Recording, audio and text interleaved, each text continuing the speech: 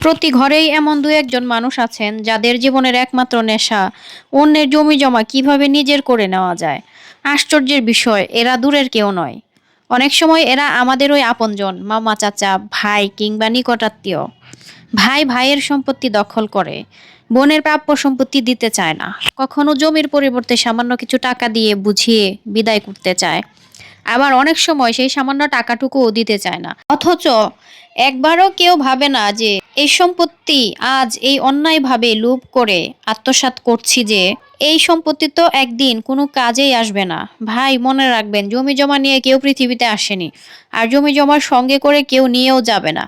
মৃত্যুর পর আপনার নামে যত বিঘা জমিই থাকুক, আপনার জন্য শেষ পর্যন্ত প্রয়োজন হবে মাত্র 3.5 হাত মাটি। আজ আপনি হয়তো ভাইয়ের হক মেরে দিচ্ছেন, বোনকে তার ন্যায্য অধিকার থেকে বঞ্চিত করছেন। মনে রাখবেন, সম্পত্তি রেখে যেতে পারবেন, কিন্তু অন্যায়ের হিসাব রেখে যেতে পারবেন না।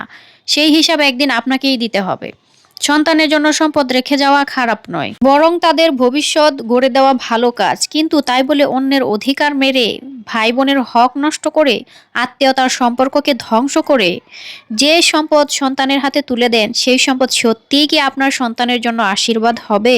আজ আপনি যার সম্পত্তি দখল করেছেন, সে হয়তো চুপ করে আছে, কিন্তু তার নীরবতা আপনার অন্যায়কে বৈধ করে দেয় না। আর কাল আপনি যখন থাকবেন না, তখন আপনার সন্তানরাও একদিন বুঝবে তাদের বাবা কত মানুষের চোখের পানি আর অভিশাপের উপর সম্পদ গড়ে গিয়েছিলেন। জীবন খুব ছোট। আজ যে জমি নিয়ে ভাইয়ের সঙ্গে শত্রুতা করছেন, কাল সেই ভাইয়ের কাঁধেই হয়তো আপনার লাশ উঠবে। আজ যে বোনের প্রাপ্য টাকা আটকে রেখেছেন, সম্পদ আটকে রেখেছেন, কাল সেই বোনই হয়তো আপনার জন্য দোয়া করবে কিনা সেটাও নিশ্চিত নয়। তাই সময় থাকতে লোভটা একটু কমান, মানুষের হক ফিরিয়ে দেন, ভাই বোনের সম্পত্তি ন্যায্যভাবে ভোগ করতে দিন, সবার মাঝে ন্যায্যভাবে ভাগ করে দিন।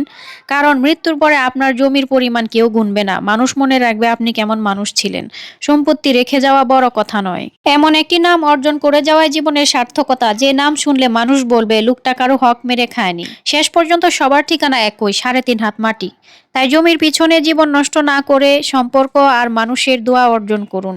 দুনিয়ার সম্পদ একদিন অন্যের হয়ে যাবে, কিন্তু আপনার ভালো কাজগুলোই আপনার সত্যিকারের সম্পদ হয়ে থাকবে।